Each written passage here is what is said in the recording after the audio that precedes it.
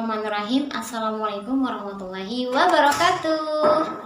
Perkenalkan sebelumnya, nama kakak Fajriah Vivia Wulandari, biasa dipanggil Vivia, dari program studi pendidikan sosiologi. Gimana kabarnya hari ini adik-adik? Semoga sehat selalu ya. Di masa pandemi ini, jangan lupa tetap menggunakan masker, jaga jarak, dan tentunya mencuci tangan sebelum melakukan aktivitas. Sebelum kita memulai pembelajaran kita pada pagi hari ini, marilah kita sama-sama membaca Al-Basmalah. Bismillahirrahmanirrahim. Di pertemuan kali ini, kakak akan memberikan materi terkait dengan permasalahan sosial. Adapun tujuan dari materi ini yang pertama, memahami pengertian masalah sosial. Yang kedua, mengidentifikasi ciri-ciri masalah sosial, dan yang ketiga tentunya yaitu mengidentifikasi teori terjadinya masalah sosial. Oke, langsung saja ya adik-adik, kita masuk ke pembahasan yang pertama, yaitu terkait dengan pengertian masalah sosial. Sebelum kita mengemukakan terkait dengan pengertian masalah sosial, kakak ingin kalian tonton video ini dulu ya. Kemensos optimis mampu ikut menurunkan angka kemiskinan di Indonesia. Salah satu cara yang dilakukan adalah dengan mengoptimalkan penggunaan kartu keluarga sejahtera.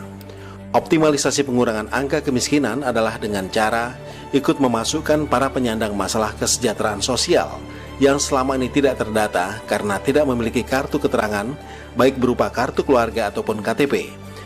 Mereka diregistrasi untuk bisa mendapatkan bantuan sosial melalui kartu keluarga sejahtera. Selain dengan PKH, penanganan kemiskinan juga menyasar kepada penyandang masalah kesejahteraan sosial atau PMKS melalui Kartu Indonesia Pintar, Kartu Indonesia Sehat, dan Kartu Keluarga Sejahtera. Pendataan itu basisnya adalah RTSM, rumah tangga sangat miskin. Kalau rumah tangga berarti mereka harus punya kartu keluarga. Tidak punya kartu keluarga tidak akan terdata. Maka kami juga mengajukan, Bapak Ibu yang kami hormati, ke Banggar waktu yang lalu. Nanti secara teknis Pak Ketua, kami siap ini tim Kesekjenan dan para eselon 1 untuk melanjutkan pembahasan dengan Komisi 8 yang terhormat, supaya kita bisa menjelaskan bahwa ada PMKS yang kita ajukan. PMKS adalah penyandang masalah kesejahteraan sosial. Kami mengajukan untuk menambahkan 1,7 juta. Ini yang tidak berbasis kepala keluarga. Nanti kami akan sampaikan bagaimana cara kerja Kemsos mendata PMKS. Karena ini bukan didata oleh BPS, ini didata oleh Kemsos karena mereka adalah penyandang masalah kesejahteraan sosial. Mana KTP-nya? PMKS sebagian besar tidak punya KTP, apalagi kartu keluarga. Tapi kan mestinya negara hadir menyapa mereka penyandang masalah kesejahteraan sosial. Salah satu implementasi penanggulangan kemiskinan melalui program Keluarga Harapan. Tahun ini program tersebut ditingkatkan jumlah sasarannya dan diintegrasikan dengan program Kartu Sakti. Dari RPJM dalam 5 tahun ke depan, target turunnya angka kemiskinan sebesar 4% dan Kemensos memiliki peran menurunkan angka kemiskinan sebesar 1%-nya. Dengan asumsi tunjangan alokasi anggaran tidak berubah. Kementerian Sosial itu tugas utamanya adalah menurunkan angka kemiskinan dari target pemerintah yang sekarang 10,96% menjadi 7-8%. Saya ambillah turun menjadi 7% ya, bukan 7-8. Berarti kita punya tugas menurunkan 4% dari angka kemiskinan nasional selama 5 tahun. Saya menghitung dari program PKH, program Keluarga Harapan, kemudian program Keluarga Sejahtera. Jadi kita melihat bahwa Kementerian Sosial insya Allah setahun itu bisa kontribut 0,2% menurunkan kemiskinan. Sehingga dalam waktu 5 tahun sesuai dengan hitungan kami minimal Kementerian Sosial bisa kontribut menurunkan 1% dari 4% yang ditargetkan pemerintah. Program Kartu Indonesia Pintar, Kartu Indonesia Sehat, dan Kartu Keluarga Sejahtera tidak hanya menguatkan kesetiakawanan sosial, tapi menjadi benteng ketahanan sosial masyarakat, sehingga iklim saling percaya, komunikasi santun, dan keeratan sosial akan hadir di tengah masyarakat. Dari video tadi, ada yang tahu nggak apa itu masalah sosial? Ayo jawab. Ya, benar sekali. Masalah sosial adalah masalah yang ada di lingkungan masyarakat yang dipandang bahaya dan harus diatasi. Untuk lebih memahami terkait dengan masalah sosial, yuk simak lebih lanjut pengertian permasalahan sosial menurut Aris. Ada yang tahu Aris itu siapa? A yang pertama yaitu Arnold Ambrose yang mengatakan bahwa masalah sosial adalah kondisi sosial yang telah mempengaruhi sebagian anggota masyarakat sehingga mereka percaya bahwa kondisi saat ini adalah penyebab dari kesulitan mereka. Kedua yaitu Ri. Ri itu adalah Richard and Richard yang mengatakan bahwa masalah sosial adalah pola perilaku atau kondisi sosial yang tidak diinginkan dan tidak dapat diterima oleh sebagian anggota masyarakat. Dan yang terakhir yaitu S. S itu adalah Sujono Sukanto yang mengatakan bahwa masalah sosial yaitu suatu ketidaksesuaian antara unsur-unsur kebudayaan yang membahayakan masyarakat. Tapi adik-adik, tidak semua masalah yang ada di masyarakat itu termasuk masalah sosial ya. Tentunya, masalah sosial itu sendiri memiliki ciri-cirinya masing-masing. Dan sekarang kita masuk ke pembahasan yang kedua, yaitu terkait dengan ciri-ciri masalah sosial. Menurut Parilo, kondisi sosial bisa dikatakan sebagai masalah sosial jika memiliki ciri-ciri sebagai berikut. Yang pertama, berperiode.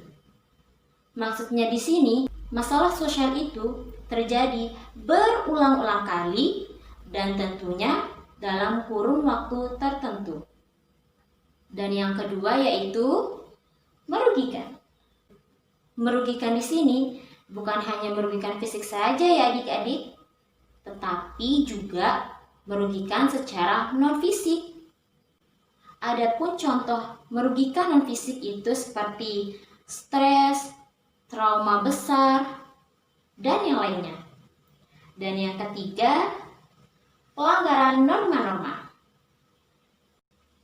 Pelanggaran norma-norma di sini bukan hanya pelanggaran norma hukum saja ya adik-adik, tetapi juga norma agama, norma sosial, norma kesopanan, dan yang terakhir tentunya yaitu norma asusila.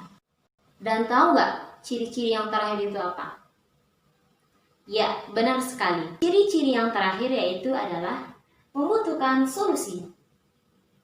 Tentunya setiap masalah itu pastinya membutuhkan solusi ya adik-adik. Kita masuk ke pembahasan yang ketiga yaitu tentang teori terjadinya masalah sosial. Ada 3 teori yang menjelaskan terkait dengan masalah sosial. Yang pertama yaitu teori fungsionalisme. Teori ini menyatakan bahwa semua bagian dari anggota masyarakat itu seperti sebuah keluarga yang tentunya memiliki fungsinya masing-masing. Namun, jika fungsinya tersebut tidak dijalankan dengan baik, itulah yang menyebabkan terjadinya masalah sosial. Dan yang kedua yaitu teori konflik, yang menyatakan bahwa masalah sosial itu terjadi dari berbagai sumber konflik.